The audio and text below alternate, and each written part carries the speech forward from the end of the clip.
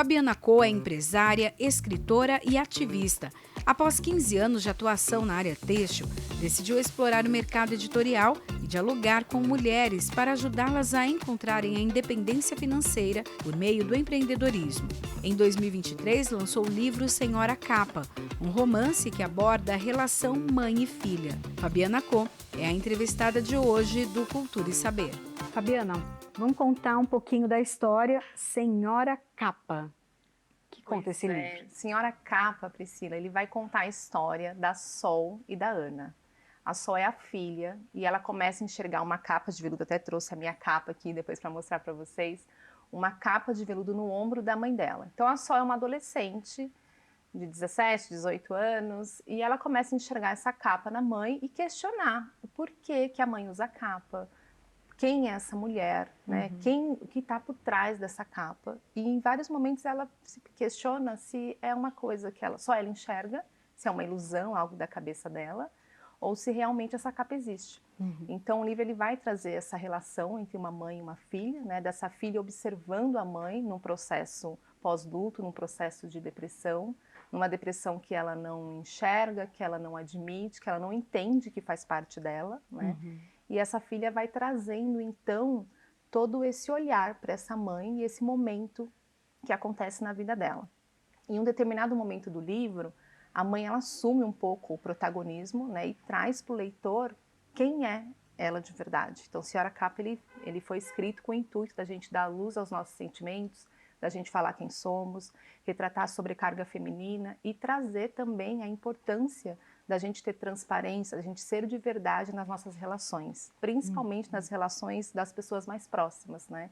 Então, é o que a Sol fez ali, observando a mãe dela, observando a capa dela. E daí você falou da questão do luto. Traz também um pouco sobre esse assunto? Fala um pouco do luto? Fala sim. O objetivo da minha escrita, quando eu trago o luto, é trazer a importância do momento presente, né? A importância da gente se conectar com as pessoas em vida, da gente ter a oportunidade de conhecer a história da nossa mãe, das nossas avós, das pessoas que a gente ama, das pessoas próximas, durante a vida, né? Então o luto ele traz essa reflexão da gente aproveitar as pessoas, da gente ter as trocas possíveis no dia a dia e da gente trazer mais leveza para a nossa vida com as pessoas vivas e próximas da gente. Então ele traz assim algumas questões do luto e é um luto que no caso da Ana foi totalmente influenciado, vamos dizer assim, pelo luto que a minha mãe passou com a morte do meu avô, né? Então foi eu observando ali a minha mãe, essa inspiração de trazer esse papel do luto, porque um luto quando a gente acaba não trabalhando ele, admitindo, né, trazendo normalidade para o processo, a pessoa pode começar a ter várias crises de depressão, crises de angústia, né, enfim, e ansiedade, várias coisas que acaba, tipo, a gente normaliza, né? Ah, não, ela perdeu alguém, mas tá bom, até um determinado momento isso faz parte, mas onde que isso ultrapassa uma barreira, né, que traz a pessoa não ter uma funcionalidade ali para o dia a dia dela. E você precisou estudar um pouco sobre o luto, né? Ou foi essa observação? Foi a observação. Por quê? Senhora Capa, como eu disse, eu me inspirei muito na história da minha mãe, né? Então ali 80% do livro é a minha mãe, o livro ele foi muito inspirado nela, ela é a minha Senhora Capa. E foi interessante porque esse observar, né, do processo da minha mãe me trouxe tanto repertório e por tantos anos na minha vida eu falava, mãe, acho que você não está bem, mãe, você precisa de ajuda, mãe, será que não é hora de você procurar um psicólogo? Foi tão assim, rotina para mim, né? E quando eu decidi escrever, e aí é um ponto da história, né? Que é bem no começo até, então não é nenhum spoiler. Então quando eu trouxe esse ponto da história, para mim foi muito natural, porque fazia parte ali do cotidiano da história da minha mãe, do cotidiano da minha pessoa como adolescente ali, observando a minha mãe, né? Então é um livro que tem ficção e ao mesmo tempo eu falo que tem mais autoficção, né, do que a própria ficção em si, do que uma fantasia. E você acha que essa história pode ajudar as pessoas? A gente viveu um momento não tão longe assim, né? A questão da pandemia que muita gente perdeu entes queridos e pior ainda, não conseguiram nem ali fazer um velório, se despedir daquele corpo.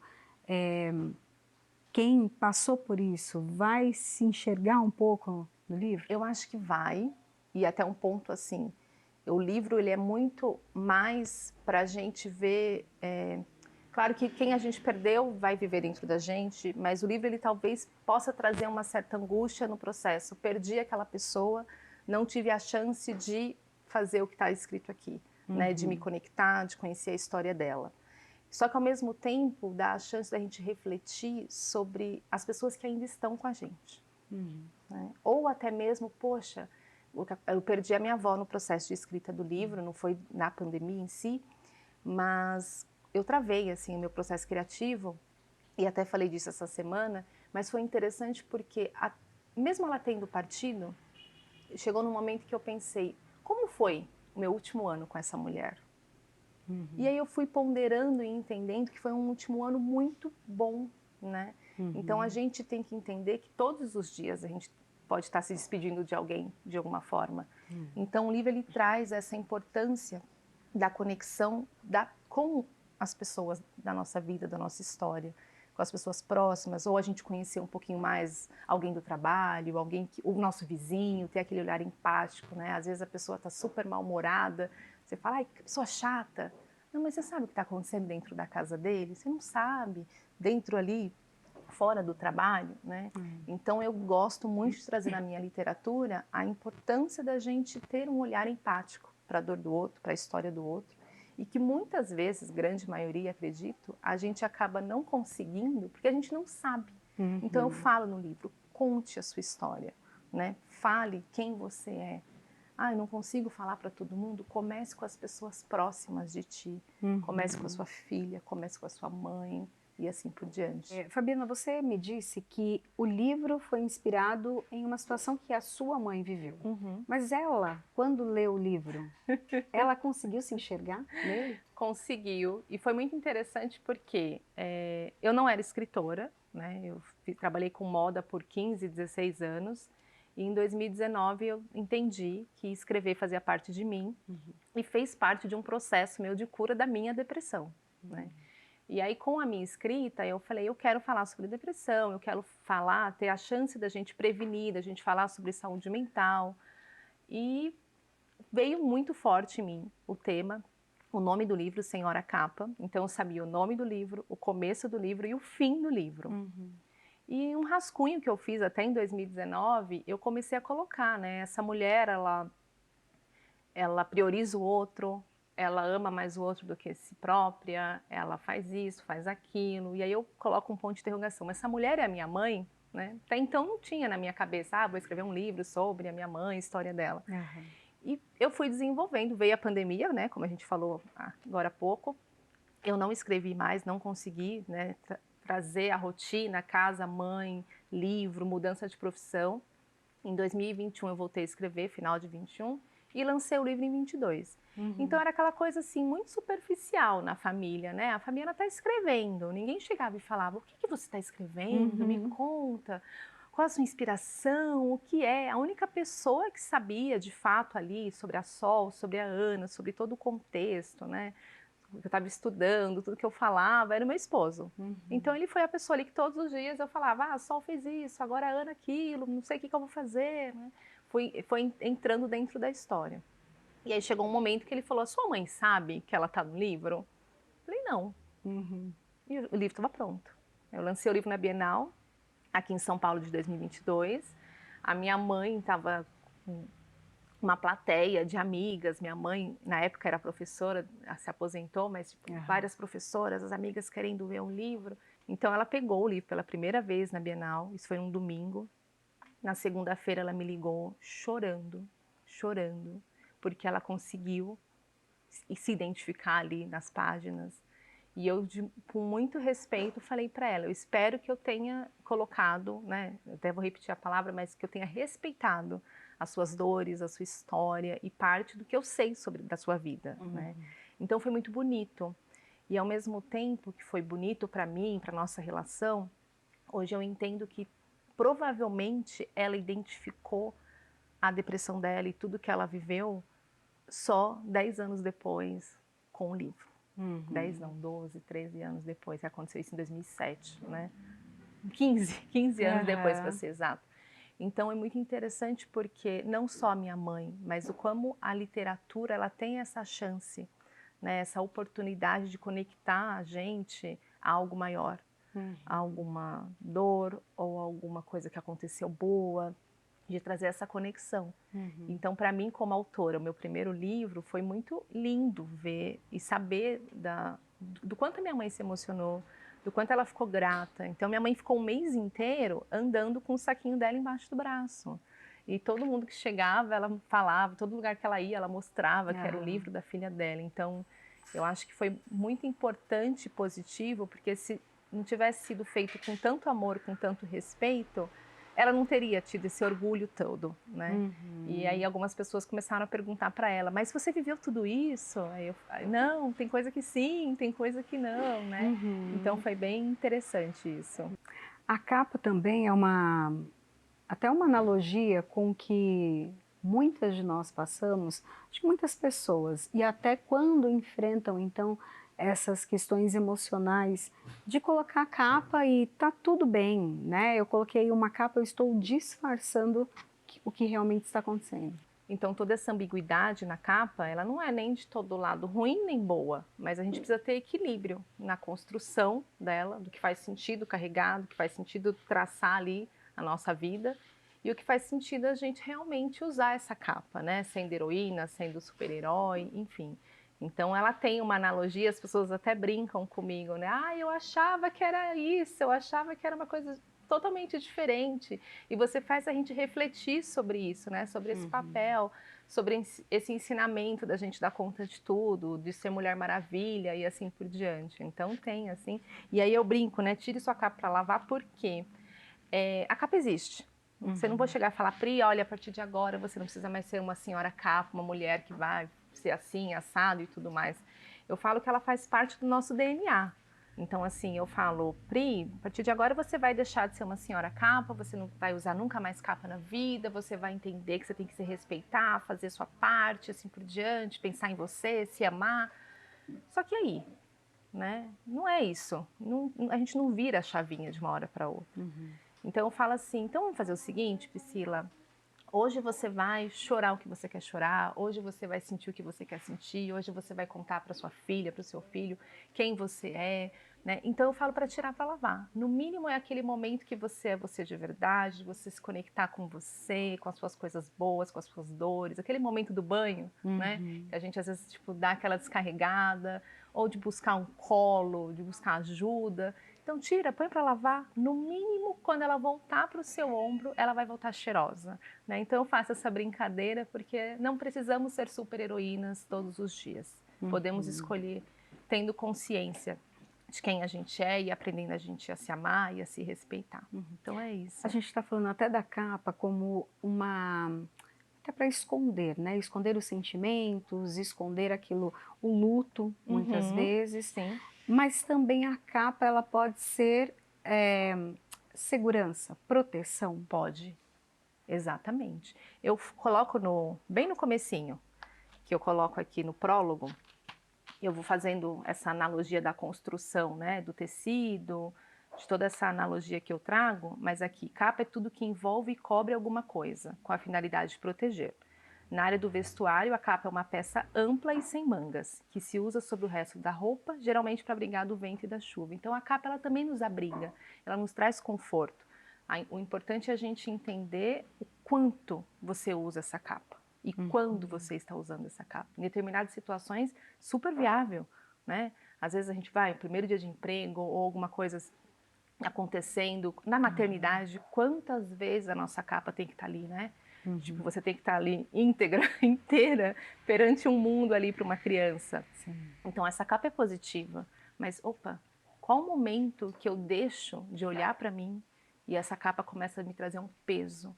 Qual o momento que ela está pesando e eu não percebo que eu preciso tirar ela do meu ombro? Esse autorrespeito, esse autoconhecimento, sabe? Então Você comentou que a escrita começou na tua vida como uma forma até terapêutica, colocar então para fora algumas questões que você estava vivendo, né? Conta pra gente um pouco essa mudança que você fez, mudança de carreira, crianças pequenas em casa, mas falou, eu preciso colocar para fora de alguma maneira. Preciso. Eu comecei a ter crise de depressão com 15 anos de idade, numa época em que a gente não falava de depressão e muito menos que adolescente podia ficar deprimido, né? Então isso aconteceu, eu tive várias crises durante muito tempo, mas eu brinco que eu fui uma deprimida funcional. Fiz faculdade, namorei, trabalhei, tive bons cargos, fui promovida, aquela coisa básica, padrão. E nem eu dava tanta atenção para aquilo que acontecia. Eram momentos de angústias, momentos, crises existenciais, né? Frescura, como assim? Tem tudo, como assim? Tem um bom emprego, aquele olhar que muitas vezes a gente pesa ou não valoriza para a saúde mental só porque a pessoa tem algo material. E isso foi acontecendo durante muito tempo. Eu sou mãe de 2 meninas. Com a chegada da minha segunda, eu percebi que eu precisava não ter mais a mesma vida que eu tinha pelas crianças, né? Então eu não consigo acordar em um dia e não tá bem. Não posso fazer isso para as minhas filhas. E eu entrei num processo terapêutico. Eu já fazia terapia há muito tempo, mas realmente entrei assim, de fazer curso, de ler, de fazer várias imersões que falam, né? E foram anos fazendo os cursos, intensificando a terapia, identificando o porquê que eu comecei a ter depressão com 15 anos, que começou, claro, teve vários fatores, mas um fator muito importante foi a questão do bullying dentro da escola, né? Então a gente fala de bullying, é besteira, não, claro. Talvez o bullying que eu sofri ou a minha personalidade é diferente se você tivesse recebido, ou se meu irmão, se outra pessoa. Cada ser é um ser, né? Sim. Então aquilo me trouxe algumas capas, né? Algumas dores. Mas o que aconteceu foi, no meu processo de entender que era possível eu ser uma pessoa sem a depressão, uma pessoa sem ter tanta crise de choro, de angústia, de não saber o que estava fazendo na vida, eu falei, como que eu falo isso para as pessoas? Em paralelo a isso, eu estava num momento ali de mudança de carreira, enfim, tipo, organizar o que eu ia fazer, na verdade, e me veio muito forte a importância da escrita na minha vida, mas eu nunca olhei para aquilo como algo que pudesse ter sido uma profissão ou um hobby. Né? E meu esposo, ele sempre falava para mim, desde a época que a gente namorava, qual é o seu hobby? Eu não tenho hobby, não. Mulher não tem hobby, né? O homem joga futebol, vai jogar videogame, vai encontrar os amigos. Não, imagina, a mulher não tem hobby. Mulher, a gente vai arrumar o guarda-roupa quando a gente tem tempo livre. E ele sempre fez esse questionamento para mim, qual é o seu hobby? E aí, em um determinado momento no meu processo terapêutico, eu entendi que a escrita fazia muito parte de mim. Eu escrevia cartas, escrevia para amigos, para ele, para minha mãe, para o meu pai. E eu falei, gente, escrever, né? Me perguntaram, se você fosse fazer algo que fizesse sentido para a sua vida e você não precisasse se preocupar com o financeiro, o que você faria? Eu falei, eu escreveria. E aí, quando eu respondi essa pergunta, é como se, eu juro, foi algo muito grande dentro de mim, sabe? Muito forte. E eu falei, cara, eu preciso escrever. E aí juntou esse autoconhecimento, essa necessidade de eu olhar para mim, para as minhas vontades, porque eu queria fazer, sem pensar naquele padrão profissional de salário, cargo e tudo mais, né? Então hoje eu coloquei a escrita como um propósito de vida, de como trazer luz para outras pessoas, de como trazer o assunto para outras pessoas. E aí coincidiu da minha cura, né, no meu processo terapêutico, da depressão, e eu falei, eu quero falar sobre isso. Eu não sou terapeuta, não sou psicóloga, não sou psiquiatra. Como eu falo disso, né? Sem ser um livro de autoajuda, com dicas, com informação, eu vou trazer através de um romance, de uma história, até para trazer conexão das pessoas com a temática. Né? Então, hoje em dia, as pessoas leem e falam, você escreveu sobre minha vida, você escreveu sobre a minha mãe, sobre a minha avó, minha irmã. E aí eu vou vendo que eu escrevi sobre todo mundo, trazendo a Sol e a Ana, né? Com essa relação humana, com essa relação de troca. Então foi muito bonito porque eu enxerguei ali, primeiro que e hoje em dia eu falo, né, da importância da gente entender que é importante a gente recomeçar, que a gente pode recomeçar uma carreira. Sim. Eu tô quase com 40 anos, então todo mundo, nossa, imagina, né? Então, antigamente, 40 anos, a gente estava pensando ali numa aposentadoria, tipo no fim, né? E não, é o começo, é o meio, então é estudar. Então, voltei a estudar, porque eu comecei a me sentir... Eu trabalhava com tecido, com moda, como que eu vou escrever? Eu gosto de escrever, né? Mas não é algo que eu sou formada em letras, tenho mestrado em literatura, enfim. E aí eu fui aprendendo, estudando, trazendo segurança. Mas eu percebi que a história estava dentro de mim. E aí quando eu percebi isso e escrevi, lancei Senhora Capa e trabalho hoje 100% exclusivo com o livro, com as minhas palestras, com a minha fala, falei, é isso. E é isso que eu precisava fazer na minha vida. E é isso que eu tenho feito na minha vida. Então foi uma trajetória muito linda, muito, muito linda. Eu costumo dizer que tem determinados momentos que eu agradeço todos os meus piores dias, porque sem eles eu não estaria aqui, trazendo a minha literatura, falando com você, falando com as pessoas que eu falo hoje. Então é muito forte, sabe? Quando a gente vê gratidão e até nos momentos mais escuros, nas noites sombrias, né? Que o lado poético fala, assim. Então trazer essa luz para minha vida e para a vida das pessoas. Então foi um processo muito, muito bonito. Hoje eu falo bonito porque trouxe isso, né? Mas de muito crescimento, importância e amadurecimento para mim. Você falou que esse livro não é um livro de autoajuda, né? Ele não traz as dicas, né? Como outros fazem, mas talvez por trazer a história e aproximar com as pessoas, o efeito dele é maior? É maior.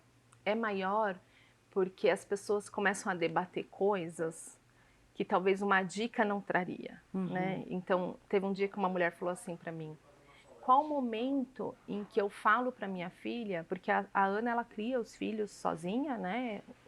De um relacionamento abusivo, que na época ela não entendia que era abusivo, que a filha não entendia que era abusivo. E aí essa leitora chegou para mim e perguntou, qual o momento que eu falo para minha filha o pai quem é o pai dela de verdade? E aí eu falei, eu não tenho resposta, mas o livro traz a chance da pessoa se perguntar isso. E refletir sobre isso, pensar sobre isso. Poxa, eu camuflei muito, talvez, aquela figura paterna para minha filha. E ele não foi essa pessoa toda. Qual o momento que... Ou não, eu vou realmente deixar ela enxergar isso sozinha, ou eu vou chegar, né, e conseguir contar em vida quem é aquele homem, o que aconteceu comigo, de contar o quanto isso pode ter me feito bem ou mal, enfim. Então eu sinto que essa conexão do leitor com a história, ele traz um impacto maior. E o que é muito bonito é que as pessoas, principalmente as mulheres, acabam presenteando outras mulheres. É como se assim, eu li, gostei, entendi, eu quero ajudar aquela outra pessoa, né? Então teve uma mulher que comprou para todas as irmãs e para a mãe. E aí depois a mãe chegou e pediu no Natal mais 4 livros que queria presentear as irmãs. E eu me questionei ali, né, mandando um livro, vendendo pela internet, o quanto aquelas mulheres tiveram a chance, às vezes nem de conversar, né, ali, mas de se olharem e entenderem algo que estava ali no livro e que foi comum na vida de todas elas, né? Então ele tem um impacto muito forte, mesmo não sendo um livro didático, assim, né, de autoajuda, que a gente acaba costumando ter no mercado, assim. É um livro de autoajuda, acaba sendo, mas em formato de um romance ali, de um drama, que traz pontos da psicologia. Até você comentou agora que famílias, né, acabaram comprando o livro, com certeza para uma mensagem. Exato. E você falou, às vezes a pessoa não conversa sobre o assunto, mas o olhar, né? A atitude também de entregar um livro, aquele livro falou com você, mudou muitas coisas dentro de você, é como se você estivesse dando um recado. Não está falando para a pessoa, olha, você tem esse problema ou essa situação, apenas leia. Leia. Até porque eu trago, claro, tem a base ali da relação das duas, né? A depressão da Ana, que é um tema que cada vez mais a gente fala sobre saúde mental no mundo. Sim. E foi interessante porque eu trago isso, aí eu trago a questão da gente olhar para nossas histórias, de respeitar, da gente ter um olhar empático para a dor do outro e de autoempatia também, né? Porque não, senão a gente só está olhando para o outro e a gente não olha para a gente. Então o livro ele traz, ele faz essa transição entre a importância do autoconhecimento, de buscar ajuda, de falar com alguém. Ah, não é um terapeuta, mas fale com alguém que você confia ou que você ame. Da importância também da gente conhecer quem a gente é. Né? Porque se a gente não conhece quem a gente é, os limites que a gente dá para o mundo, para a vida, o outro faz o que quer. Né? Então, é um livro que ele transita entre autoconhecimento, entre a importância do amor próprio, da gente falar um pouco mais sobre o luto, da gente viver o momento presente, né? Da gente ter conexões em vida com as pessoas que a gente ama. E é um livro que foi muito surpresa para mim. Eu faço algumas ações em escolas do governo, da prefeitura, e é de forma voluntária, e foi muito interessante porque eu comecei levando o livro para os professores. Porque a minha mãe, sendo professora, claramente eu vi ali, né, a importância de dar luz e de falar sobre saúde mental no ambiente escolar. Mas eu falava, não, é um livro para, igual eu falo para as minhas filhas, para adulto, né? Então eu ia para os professores. Em um determinado momento, esse livro foi doado para a sala de leitura, eu fiz a doação, e uma aluna leu. E aí eu tive uma visão e a participação de jovens, porque criaram um grupo de leitura na escola. Legal. Foi muito bacana, um projeto com mais de 70 alunos, uma escola aqui na Zona Leste, da periferia, onde eu fui para a escola, eu fui recebida por aqueles adolescentes, tipo, uau, o que é esse livro? Fabi, e eu lembro que eu sentei ali no chão conversando com eles, Fabi, eu vou conseguir conversar com a minha mãe hoje, porque eu li o seu livro. E aquilo me trouxe aquele start, assim, é o começo da vida deles, né? Da importância que eles tiveram, claro que nem todos, mas cada um vai absorvendo de uma maneira, de entender que a mãe é uma mulher que tem os sentimentos dela. Sim. Que a mãe é um ser humano, de capa, muitas vezes, né? Então trouxe uma conexão do adolescente com a mãe, e no dia seguinte, depois de uns meses, eu fui na mesma escola para um outro projeto com eles, uma mãe me encontrou na porta da escola e me abraçou. É o primeiro livro que eu vejo minha filha ler inteiro. Então você fala, uau! Né? Então todos esses pontos da gente falar sobre saúde mental, e que hoje em dia é uma bandeira que eu trago muito, que é de levar a literatura e tornar a literatura mais acessível, né? Então seja em projetos sociais, em escola pública, dessa conexão do escritor com aqueles jovens, que foi assim lindo. Lindo porque uma pessoa chegou e falou, eu sofri o que a fulana sofreu, o que a Ana sofreu. Só que se eu tivesse sofrido antes de ler o seu livro, eu podia achar que eu estava sozinha. Como eu li o seu livro, eu me senti acolhida. Posso te abraçar? Pode. Então, esse poder da literatura. E quando a gente fala, eu mudei minha cabeça, porque eu falava, esse livro é para mulheres, 20 anos, 30, 40, 50. Não, esse livro é para o ser humano. A partir de 14, porque tem alguns temas, mas é para o ser humano, né? Então eu fui acompanhando aqueles meninos e aquelas meninas lendo o livro e trazendo algum ensinamento, algumas, eu quero ser escritora, então você vai plantando sementes, né? Então é muito bonito, eu sou assim, então hoje eu falo, meu maior projeto é levar a Senhora Cava para mais ambiente, é fazer essa literatura ser mais acessível. Eu faço algumas ações em ONGs, e aí quando eu dou palestra em ONG, eu faço uma parte de doação do livro, uma mulher chegou para mim e falou assim, eu sou semi-analfabeta, eu nunca imaginei que eu conseguia ler um livro, e eu li o seu livro. Aí eu fiquei assim, e o seu livro me fez passar pelo processo de luto do meu irmão, e eu entendi que eu estava usando a minha capa e a capa da minha mãe. Toda vez que eu falo até me arrepio. Então é isso, é sobre isso. Né, do quanto o livro ele foi sendo construído, eu faço com tanto amor, com tanta dedicação, que os caminhos vão sendo construídos, né, e os tijolinhos dourados ali do Mágico de Oz vão sendo colocados e eu vou trilhando e levando esse amor, essa esperança, essas reflexões para as pessoas. Até era a minha pergunta em relação ao público-alvo, né? E lembrando que, né, essa questão foi bacana você trazer essa experiência com os adolescentes, porque é uma época, é um momento em que há um choque muito grande entre os adolescentes e os pais. E você entender, e os adolescentes não têm essa noção, mas de se colocar no lugar do outro. Exato. Ou seja, olhar para os seus pais e ver por que eles agem dessa maneira. O que aconteceu para eles estarem assim, ah, não, é só chato, não quero falar, tchau. E na verdade não, é um ser humano que às vezes precisa também de De apoio, né? apoio, né?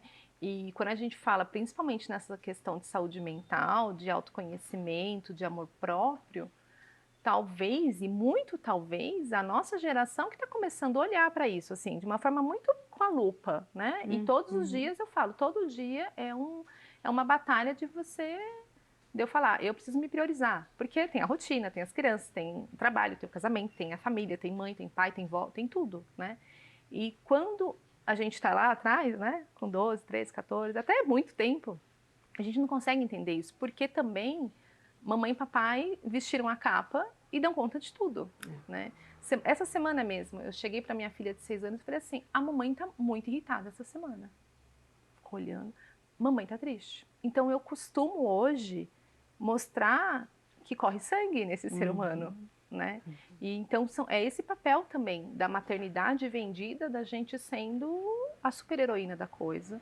E aí chega um determinado momento da vida desse filho, dessa filha, que tipo, como assim? Minha mãe tá reclamando disso. Ela é chata mesmo, ela é isso, né? Então o livro ele traz esse olhar, né, de empatia. E eu não achei que ia fazer tanto sucesso com o público jovem, não achei. Porque eu falei, imagina, eu tô falando de coisas aqui brutas, né, coisas duras. E teve uma menina que mandou mensagem, eu consegui fazer a redação do Enem porque eu li o seu livro. Falei, nossa, até o Enem, né? Por quê? Porque ela viu ali a Ana sobrecarregada, cuidando dos filhos, trabalhando, não sendo a mulher que ela queria profissionalmente para conseguir sustentar a casa. Você fala, nossa, é verdade. Essa sobrecarga feminina, que foi a temática, enfim. Mas aí vai trazendo essa conexão. E quando essa aluna falou, eu vou conversar com a minha mãe, o seu livro me deu vontade de conversar com a minha mãe. Do mesmo jeito, eu fiz uma palestra um dia sobre bullying, né, na escola, porque como eu sofri esse processo, aí eu entro e falo, gente, estudei aqui até os 15 anos de idade, em escola pública, sofri bullying, era isso, assado. E aí eu trago a importância, o que isso me trouxe. Eu fiquei deprimida, eu tive isso, tive aquilo. Então, o amigo ali que está fazendo bullying, a minha esperança é que ele não faça, ou que ele entenda que isso tem uma consequência na vida do outro, né? E ao mesmo tempo que o que tá sofrendo, que peça ajuda, ou que, sabe, que algo seja feito. Porque na minha época nada foi feito. E ao mesmo tempo, o que eu estava até desenvolvendo aqui, da questão do bullying. Aí eu entro com a temática de bullying, né? Aí eu falo sobre a questão da depressão, falo sobre a minha literatura, o livro. Aí chega no final da palestra, sempre chega um, assim, sentado. O que mais fez bagunça, sabe? O que mais o professor teve que chamar atenção. Pro. Ai, me chamam de pro. Ou doutora. Doutora. Oi. Ai, meu pai tá isso. Mas já parou para pensar se o seu pai também não está passando por algo? Como que foi a criação do seu pai? Será que ele não está acostumado a gritar porque gritavam com ele? Só de ter essa... Eu não sei o que a pessoa vai levar ali depois, mas de começar a construir esse olhar empático para o outro. Porque se a gente não consegue, Priscila, fazer isso dentro de casa, como que a gente faz no mundo? Como que a gente faz nesse mundo que a gente está vivendo? Né? De olhar e perceber que o outro o outro é o outro, né? O outro tem a história dele. Então a gente precisa fazer esse exercício dentro de casa. E é essa história do livro todo, da Sol e da Ana, que traz. E quando eu falo da Sol e da Ana, a mãe, a figura materna, é a primeira relação que a gente tem. Seja ela positiva ou não, né? Seja ela de tantos finais. Mas é uma relação que a gente precisa olhar. Porque se a gente não treinar e fizer isso com a nossa própria mãe, como a gente vai fazer isso com os nossos filhos, com o nosso esposo, companheiro, companheira, né? Enfim, então... E fora que também tem a questão de cometer os mesmos atos, né? Repetir a história. Sim. Então, às vezes a pessoa olha e fala, por que eu passo por isso? Por que eu estou assim? Talvez se checar um pouquinho a história, você vai ver um pouquinho para trás, vai ver que você está replicando. Replicando. Né? E a gente replica de forma inconsciente, né? A psicologia está aí, fala sobre isso. E de forma totalmente inconsciente. A gente replica as ações, replica os movimentos, replica as situações. E quando a gente começa a ter consciência E você fala, peraí, as pessoas falam, né, de quebrar as repetições, de quebrar as coisas. Aí cada um fala uma coisa, né? E tem gente que vai pro lado mais religioso, gente que fala, ah, é bruxaria. Não, não é bruxaria, são repetições, é comprovada psicologicamente, né? Enfim. E porque você precisa ver. Tem repetição que é positiva, que vai te levar para onde você quer ir, mas tem coisa que te trava no chão, né? Te trava no chão, te traz insegurança para você seguir sua vida, ou você tá ali repetindo um relacionamento abusivo. Mas não, a minha mãe não teve, será? Ou a gente não tinha esse olhar, né? Ou talvez aquilo do relacionamento da mãe te trouxe hoje a buscar uma coisa totalmente diferente. E porque não era certo para você, mas você ter consciência desse caminhar, né, do que foi. E a gente muitas vezes não consegue ter essa consciência, né, de um relacionamento. Eu falo muito da minha avó materna no livro, porque foi inspirado na minha mãe, como, indiretamente na vida dela, né? Mas a minha avó é uma mulher nordestina, que minha mãe nasceu no Ceará, mas ela é pernambucana, veio para São Paulo, então tem todo o processo de migração, do que essa mulher deixou, o que essa mulher trouxe de esperança, o que essa mulher passou aqui nessa cidade, na década de 70, 80, das dificuldades que essa mulher passou, por questões que talvez a gente olhasse lá para trás, dessa história dela não precisar ser uma super heroína, dela não precisar dar conta de tudo, ou dela ter a independência dela e falar ali, não, eu não vou, né? Minha avó largou a casa dela, tudo que ela tinha, para vir para São Paulo, depois de um processo de luto. E aí você fala, oi? Né? Perdeu uma filha, uma criança de 5 anos de idade.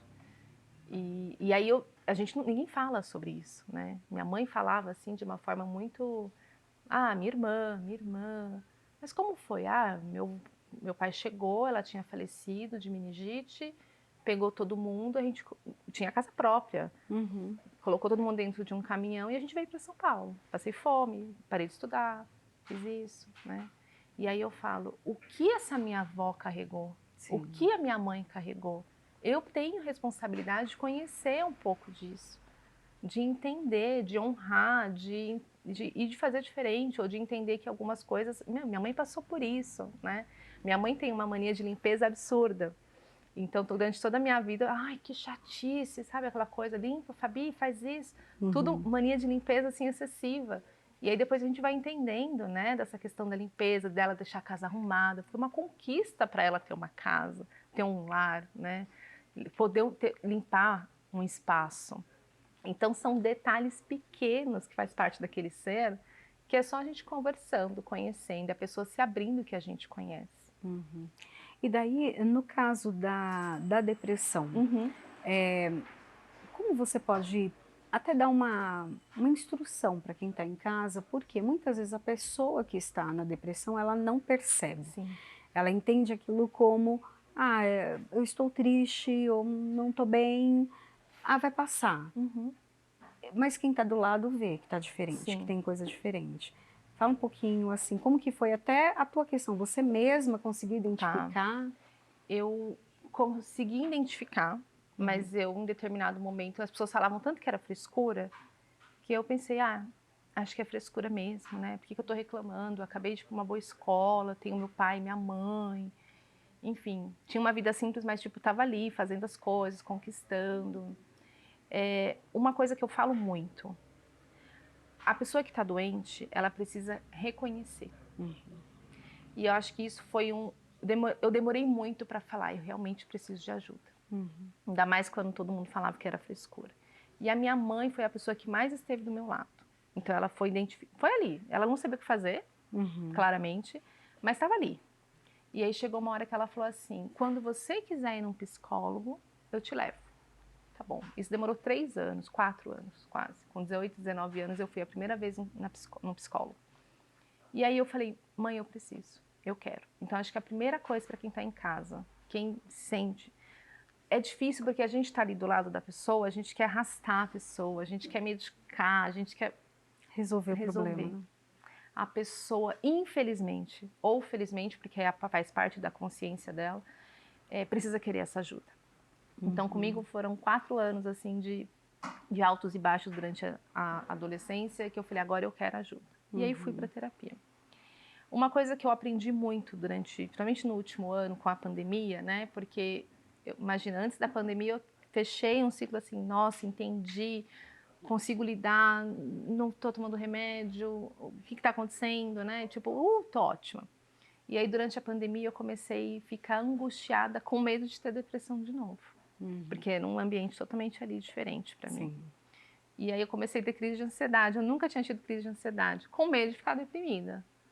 Aí eu falei, não. Aí fui no psiquiatra. E aí a pessoa chegou para mim e falou assim, vamos imaginar um exame cardiológico, certo? E eu sempre falo isso nas minhas palestras, aquele exame assim. Você tá feliz, tá lá em cima. Ah, você tá triste, tá embaixo, tá bom. O que que acontece? Que aí a psiquiatra falou assim para mim, mas o que que você tá reclamando? Qual é a sua queixa? Ah, minha vida não tá assim, tranquila, linear, não tô sorrindo todo dia. Aí ela falou da questão do exame cardiológico. Quando a gente tá lá em cima, a gente tá bem. Quando a gente tá lá embaixo, a gente não tá tão bem. O que acontece quando o exame tá reto? Morreu. Você não tá mais aqui. E aí eu fiquei assim, né? Tipo, oi? Ela falou, então o importante é, você tá lá em cima, você tá lá embaixo. É o seu dia a dia. Sim. Todo mundo, todos os dias, vai ter dia bom, vai ter dia ruim, vai ter coisa boa, vai ter coisa ruim. E a gente está num mundo onde a gente está comprando a ideia da felicidade constante, que ninguém sabe o que é. Da rede social. Da rede social. E isso vai trazendo uma angústia muito grande para a gente. Né? Então, essa analogia do exame cardiológico é aquela história assim, eu tô bem. Se eu estiver todo dia lá em cima, tem alguma coisa errada também. Então, quando você está lá embaixo, o importante é você não ficar com tanta frequência lá embaixo. Então, para quem está em casa, se você estiver muito lá embaixo, é observar, procurar ajuda. Eu falo, a gente hoje em dia tem o celular na mão, põe um Google, não para procurar besteira, mas tipo, onde eu procuro ajuda, né? No CVV, ou falar com alguém, como eu consigo no meu convênio ou na rede pública ter um atendimento, conversar, por onde eu começo, né? Se você está muito embaixo. E importante também, tá em cima, tá embaixo. Hoje em dia eu entendo que nos meus dias que eu estou lá embaixo, eu reconheço, isso, é aquilo, putz, deixa eu acalmar um pouco, deixa eu melhorar isso, deixa eu mudar isso, deixa eu cancelar aquele compromisso com aquela pessoa, né? Enfim. E aí você vai. Então a dinâmica da vida é esse alto e baixo. Mas a gente está num mundo em que a gente tem que estar todo dia lá em cima, todo dia feliz, né? Nada deve acontecer de errado. E assim por diante. E eu até estava vindo para cá escutando, eu gosto muito da música do Gonzaguinha, O Que É, O Que É. E eu toco ela assim nos meus encontros muito para essa reflexão, né? Que ele fala o que é a vida, né? Que é bonita, eu vim cantando a música e agora esqueci. Mas essa história, tipo, que ela é felicidade, ela é tristeza, ela é a vida. Né? Então, quem estiver em casa depois escuta a música que vai entender o que eu quis trazer. Mas é sobre isso, né? Então, ela não tá boa, mas a gente tem que acreditar que ela tá boa. Mas dicas assim, procure ajuda, fale com quem você confie. É muito importante, muito. O processo de escrita, uma terapeuta minha falava para mim, escreve, Fabi, escreve. Imagina, vou escrever. Ajuda muito. A organizar as ideias, né? Esses dias, eu vivo fazendo isso agora de uma forma minha, né? Depois do livro, não tô bem. Por que eu tô irritada desse jeito? Você vai escrevendo, nossa, é isso. Né? Ou às vezes tenho dificuldade de me comunicar. Eu não quero contar para a pessoa que mora comigo, ou enfim, que eu tô triste, que eu tô... Não consigo falar, Fabi, o que eu faço? Escreve uma carta. Sim. Escreve. A escrita faz você organizar o seu sentimento, o que você está sentindo, e pode dar a chance do outro te conhecer. Né? Porque é difícil a gente ter conversas francas, né? No olhar ali, na frente do outro. Então, manda um WhatsApp, manda uma mensagem, manda uma carta. Então, busque ajuda, sabe? Não sofra sozinho. Mas não adianta a gente olhando ali querer puxar aquela pessoa. Aquela pessoa precisa querer ser puxada. Então, acho que são coisas que eu vivi, né? E não tenha preconceito. Seja de tratamento com profissionais, seja de medicamento, porque faz parte. E eu acho que a medicina está aí para auxiliar, para ajudar, busque algo que te traga fé. Então, é a sua religião, ou é sua filha, seu filho, algo que te mova, né? É uma mudança de carreira, algo que te traga sentido para a sua vida. Então, é muito importante a gente se apegar a isso. E o mais importante que é hoje, que eu estudei bastante esse último ano, que eu falei, todos os cursos que eu fiz estavam falando a mesma coisa. Viver no momento presente. Sim. A gente não vive no momento presente. Então, a gente está aqui, e aí do nada a gente está mexendo na rede social, a gente está falando a gente está dirigindo e está resolvendo reunião. Viver o momento presente. A minha terapeuta fala muito para mim, eu não consigo meditar, né? Porque a gente fala muito da meditação, traz esse processo de viver no momento presente. Ou eu tenho preconceito com meditação. Enfim, vai pegar água, vê a água caindo. Aqueles 5 segundos da sua vida, você vai ver a água caindo. Você vai tomar água, sente a água descendo no seu corpo. Você vai tendo contato com o momento presente, com a sensação do seu corpo, com a água que você está tomando. A gente faz tudo no automático. Então, é trazer esse momento presente. Quando a gente vive muito no passado, a gente vive muito revivendo os nossos traumas. A chance de você desenvolver depressão é muito maior. Aí a gente está lá em 2026 porque eu vou casar, porque eu vou isso. Ótimo plano, mas não viva só lá, né? Então, trazer esse eixo, esse equilíbrio para o momento presente. Então, fiz um curso recentemente online em Harvard, mas falei, a conclusão vai ser viver no momento presente. E foi, exatamente. Tipo, tá ali, no aqui e no agora. As pessoas, no aqui e no agora. Né? E aí, acho que amarra toda essa questão, até que a gente falou do luto, do próprio autoconhecimento, do aqui e do agora. Você que está conversando comigo, escutando o que eu estou falando. Né? E não, tipo, ali... Você faz parte ali do contato humano, do viver no aqui e agora. De você trazer conexões, de você receber estímulos, de você ser quem você é no aqui. Né? E depois de todo esse processo que você passou, pela escrita do livro, até aquela frase de eu tenho que dar conta de tudo, mudou? Mudou. Então, assim, principalmente com o livro.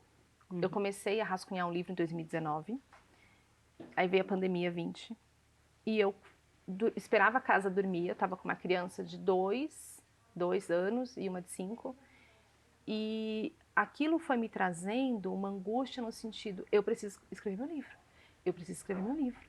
Então todo mundo dormia, e aí eu na insegurança de escrever o livro, comecei a fazer uma pós de filosofia e autoconhecimento online.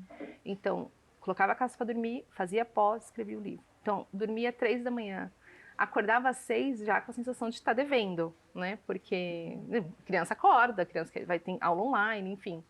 E aí chegou uma hora que eu falei, eu não vou conseguir escrever esse livro agora. E aí eu parei. E foi um processo, eu entendo que foi o meu maior processo de autorrespeito que eu já tive. De um sonho, de algo que fazia sentido para o momento e que eu queria. Mas por quê, Pri? Porque eu estava me sobrecarregando e não estava me fazendo bem. Eu parei, voltei 1 ano e meio depois e foi excelente, porque eu entendo que hoje eu entreguei e escrevi o que eu escrevi porque eu fiz essa pausa, porque eu respeitei, porque eu vivi o momento ali com a minha filha na aula online, porque senão eu ficaria ali, né? Nossa, poderia estar escrevendo, não sei o quê, essa pandemia, na reclamação do mundo. Então, hoje em dia, eu tenho meus momentos de tipo, não tô bem, não vou conseguir fazer isso. Peraí, será que 1 horinha do dia eu consigo parar, eu consigo ler? Claro que assim, são situações, eu falo isso para as pessoas, é a minha experiência, né? É o que eu tenho hoje de vida. Mas uma coisa que, peço ajuda. Criança final de semana, mãe, será que você não consegue? Sogra, será que você não consegue? Para eu ter o meu momento, não só meu, mas o momento meu e do meu esposo, ter essas separações das minhas partes. Fabiana mãe, Fabiana esposa, Fabiana e Fabiana filha, e Fabiana amiga, né? São várias partes. Então, tem hora que não dá conta de tudo. Não vou conseguir ir em 10 festas que eu fui convidada da escola. Não vou, porque eu vou priorizar almoçar tranquilamente com a minha família, sem estar num ambiente de festa. Eu não vou conseguir. Então, você vai tendo essa pausa. Eu preciso dormir melhor hoje. Então, não vou me comprometer a escrever. Eu consigo hoje, e é um exercício. Sim. E quando eu sinto que eu passo um pouco disso, aí eu começo a ter enxaqueca, eu começo a ter insônia. Falo, opa, tô me desrespeitando. Uhum. Mas olhar para isso, é muito difícil olhar para isso. É muito difícil tirar essa venda do automático feminino, sabe? E tem a questão de lidar com o fracasso. Nem sempre o fracasso realmente ele significa um fracasso. Sim. Às vezes sim, Sim. né? E faz parte também da oscilação da vida. É. Mas lidar com o fracasso não é agradável. E a capa também nos esconde disso. Nos esconde. Então você às vezes deixa de fazer, né? E é até interessante porque ou você faz muito porque você não quer lidar com o fracasso, ou você não faz com medo do fracasso vir. Uhum. Né? E é interessante porque esse momento de você falar o que eu dou conta, você sinaliza para o outro, para outra, para tudo que está ao seu redor, a dinâmica da vida. Vou dar um exemplo que aconteceu essa semana, ontem. Mãe, você falou com a coordenadora que eu não vou fazer a aula tal?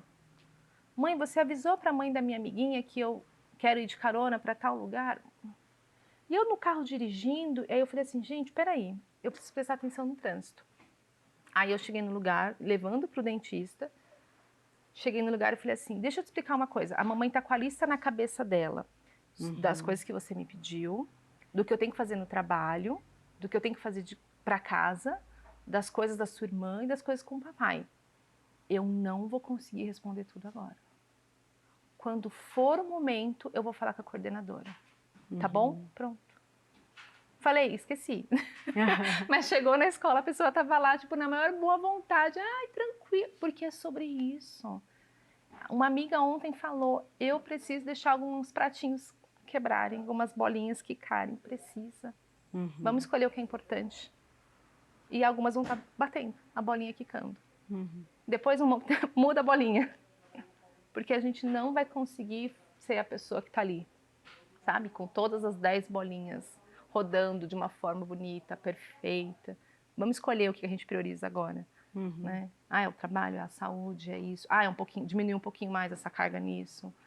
Mas é um exercício que a gente, às vezes, quando faz isso, poxa, como assim eu não vou? Você tem medo de ser rejeitada, do fracasso, de mudar as coisas. Mas é necessário ter conhecimento disso para fazer essa mudança. O não também é terapêutico, né? Total. Você sabe que foi, acho que a principal palavra que eu tive que aprender. E entender que o fato de não ter sido ensinada a falar não me trouxe tantas dores. E tanto que teve um treinamento que eu fiz assim, o exercício era aprender a falar não, não, não, não. E aí teve uma hora que eu falei um não, que a sala inteira, a gente estava em 20 pessoas, que não foi esse. E aí né? E foi um não que a minha criança deveria ter falado em um determinado momento de um trauma que eu carrego. Né? Então, assim, precisamos falar não, desde pequenininho, né? E levar isso para a vida adulta. Um não respeitoso, um não, e às vezes um não que representa um palavrão, que representa algo forte, que é um não de proteção, um não da gente falar não. Daqui não. Daqui não. Aqui não. Então precisamos. E a gente não consegue, né? Eu falo muito nas minhas rodas. Tentar, porque é uma tentativa. Não vou falar, vamos falar não. Tentar falar não com mais frequência, porque é uma tentativa. E é libertador também. E é libertador. Você consegue E falar é libertador. um não. E tem não que é tão simples, mas faz muito sentido, né? Não quero, não. Vai, besta. Às vezes, é seu aniversário, vai fazer... esse ano eu quero ficar só eu e 2 pessoas. Nossa, quando você... Parece, eu vou magoar isso. Não, você está se respeitando. Não vou ver, não isso. Não consigo. Então, assim, o não com o verbo conseguir, então, junto, fala, meu Deus, é uma bomba atômica. Porque a gente não quer o fracasso. Mas não necessariamente fazer aquilo vai nos fazer bem. Ou vai trazer coisas boas. Claro, muitas vezes traz, mas tipo, você fica doente, você fica sobrecarregado, fica deprimido. Não vale a pena.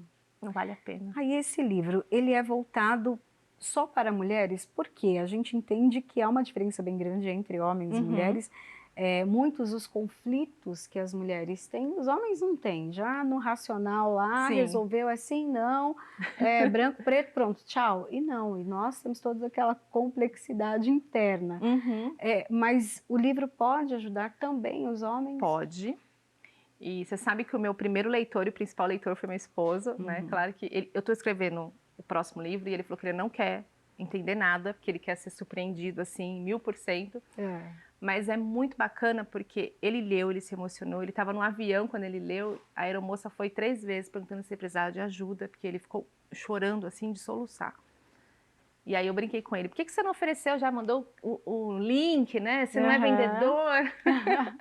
Mas teve muito homem que leu e falou obrigada, porque eu consegui entender a minha mãe, a minha esposa. Teve um que me procurou na internet, me achou no LinkedIn, mandou uma mensagem e falou assim, eu consigo entender a minha responsabilidade de ajudar a minha filha a construir uma capa mais leve.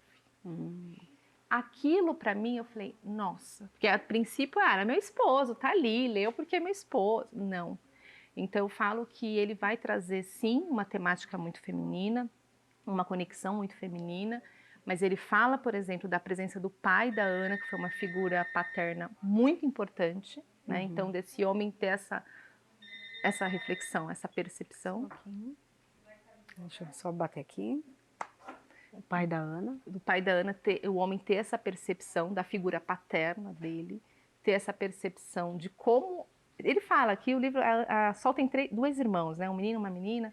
Então essa relação entre os irmãos, essa relação com a mãe. Então o livro traz para o homem ele entender um pouco mais o ciclo feminino dele, mas ele também entender que ele tem essa capa.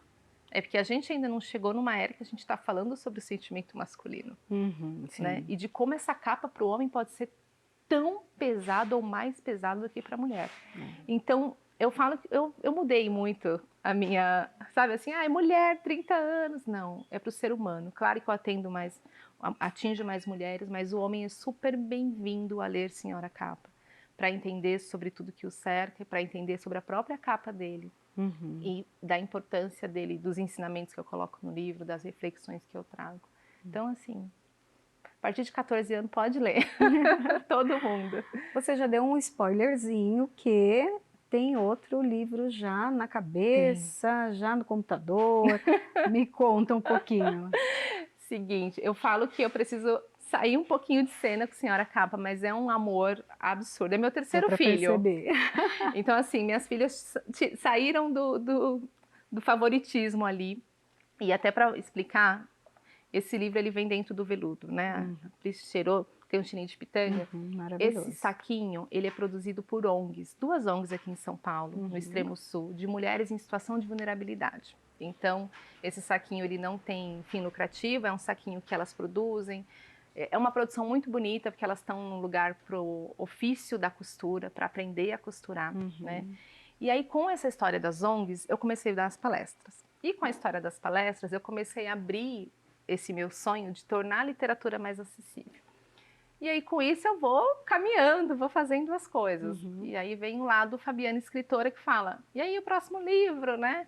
Todo mundo quer Senhora Capa 2. Eu falo, não é o momento de Senhora Capa 2. Então, eu tenho um rascunho, na verdade, o rascunho de um livro que chamou O Buraco. Eu estou estudando muito para esse livro. Na época que eu comecei a escrever Senhora Capa, até pensei, será que eu escrevo esse livro? Estou com a ideia na cabeça. Mas é um livro que me trouxe a necessidade de estudar muito, de ler muito, de me aprofundar em temas que jamais eu imaginei entrar, assim, né? E fazer parte do meu cotidiano. Só que ao mesmo tempo que eu estou no processo do buraco, eu faço tanta conexão com mulheres e com pessoas desse Brasil, porque eu vou para evento e acabo fazendo evento, roda de conversa, palestra, tudo, do quanto Senhora Capa ainda está, né, vivo. E aí eu tô com um plano muito bonito de fazer que eu quero muito conseguir transformar num documentário, que é Somos Todos Senhora Capa, porque é essa história de quem lê fala, eu me conectei, nossa, você falou sobre mim. E aí eu falo, não, mas espera aí, desde, sabe assim, uma dimensão de mulheres falando a mesma coisa. E aí eu tive a ideia de fazer uma coletânea com muitas mulheres, quem quiser se identificar, quem não quiser, tudo. Estou buscando meios aí financeiro para produzir isso, mas a ideia é trazer essa coletânea, onde milhares não, né? Seria, mas pelo menos aí centenas de mulheres possam trazer a história delas, do momento que elas são senhora capa, ou que elas usaram a capa para o bem, ou para algo que não foi legal, enfim, trazer essa reflexão e quem sabe transformar no documentário.